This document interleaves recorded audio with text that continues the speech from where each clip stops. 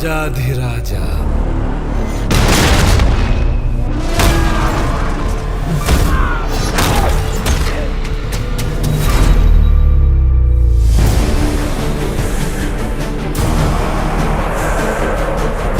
ದೇವಲೋಕ, ಭೂಲೋಕ, ಪಾತಾಳಲೋಕ,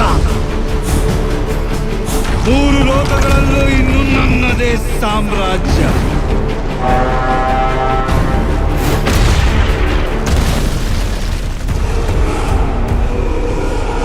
ರಾವಣ ರಾಜ್ಯ.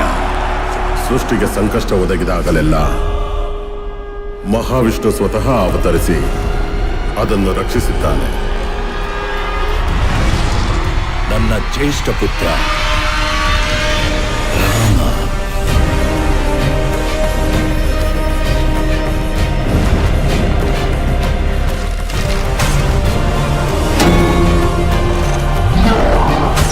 ಲೋಕ ಕಲ್ಯಾಣಕ್ಕಾಗಿ ನನ್ನ ಅಂತ್ಯವೇ ಆದರೂ ಅದಕ್ಕೆ ನಾನು ಸಿದ್ಧ.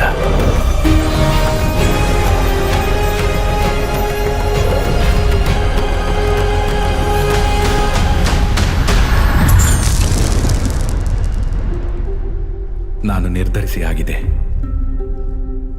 ಒಬ್ಬ ಪುತ್ರನಾಗಿ ನನ್ನ ತಂದೆ ಕೊಟ್ಟ ಮಾತನ್ನು ಪಾಲಿಸುವುದು ನನ್ನ ಕರ್ತವ್ಯ. ನಿನಗೆ 14 ವರ್ಷಗಳ ವನವಾಸ.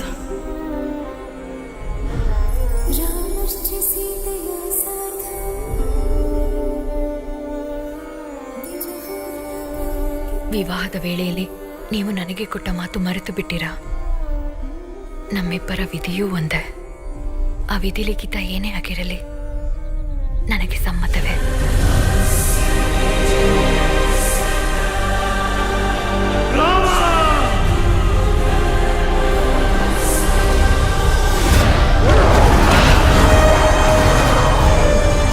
ಜನಸ್ಥಾನದ ರಾಜಕುಮಾರಿ ಶೂರ್ಪಣಖಿ. ಅವಳು ತಮ್ಮಲ್ಲಿ ಭರವಶಳಾಗಿದ್ದಾಳೆ.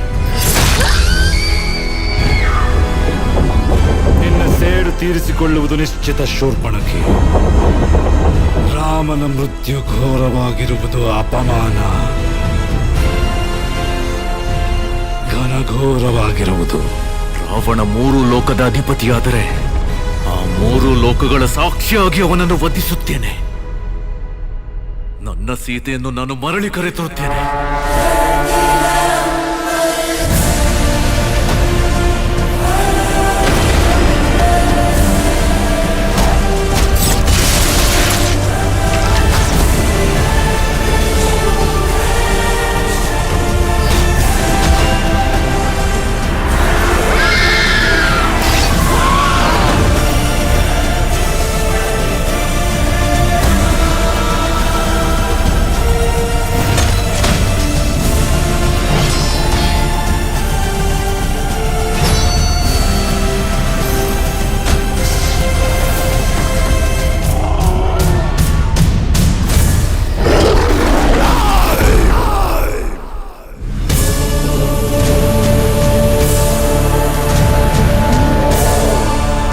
ಇದು ರಾಮನ ಯುಗದ ಆರಂಭ.